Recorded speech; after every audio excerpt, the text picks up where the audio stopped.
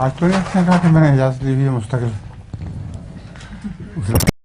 यहाँ भी तबलीग का तो सबसे अच्छा तरीका वो है जो कुरान की ने बयान फरमाया है, मन आसन कौलन मिम्मन दआ इलल्लाह व अमिल सालिहान, कि उससे बेहतर इंसान कौन हो सकता है जो अल्लाह के रास्ते में बुलाए, मगर इस तरह बुलाए कि खुद उसका अमल भी नेक हो।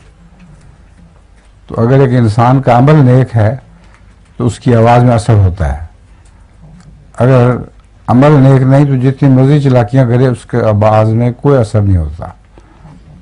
हमारे बुजुर्गों में बाज़ थोड़ी बात करने वाले होते थे, हज़रत मौलवी शेर अली साहब भी, उनकी तबलीग से लोग फौरन मुसलमान अहमदी हो जाते थे। उनकी बातों में सच्चाई का असर था। तो सबसे अच्छा तरीका यह है कि सच अपने दिल में सच्चाई पैदा करो और अपने अमल में नेकी पैदा करो, फिर तुम्हारा नेक असर दूसरों पर पड़ेगा। मेरा एक लतीफ़ा भी है। हाँ हाँ।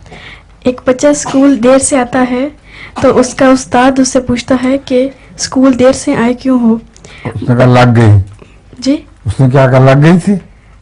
नहीं वो अच्छा और है ये और है। हाँ सुनाओ। तो बच्चा कहता है कि मैंने आज बहुत नेकी का काम किया है। अच्छा। उस्ताद कहता है कि क्या नेकी का काम किया है तुमने? तो बच्चा कहता है कि मैंने आज एक बूढ़ी औरत को सड़क पार करवाई है। ठीक। तो उस्ताद कहता है उसमें कौन सी इतनी देर लगती है? तो बच्चा कहता है कि मैंने उससे जबरदस्ती रोड क्रॉस करी है। मानती नहीं थी, जबरदस्ती ले गया। ठीक है। और दो बच्चे लेट पहुंचे। एक बच्चे से पूछा कि तुम क्यों लेट आए हो? उसने कहा मैं मजबूर हूं, मेरी अठन्नी गिर गई थी रास्ते में और बहुत मैंने तलाश की, मुझे मिली नहीं, तो उसमें मैं देर हो गई। तो दूसरे लड़के से पूछा तुम क्यों लेट आए हो? उसने मैंने अपने पाँव के नीचे इसकी अठन्नी दबाई है।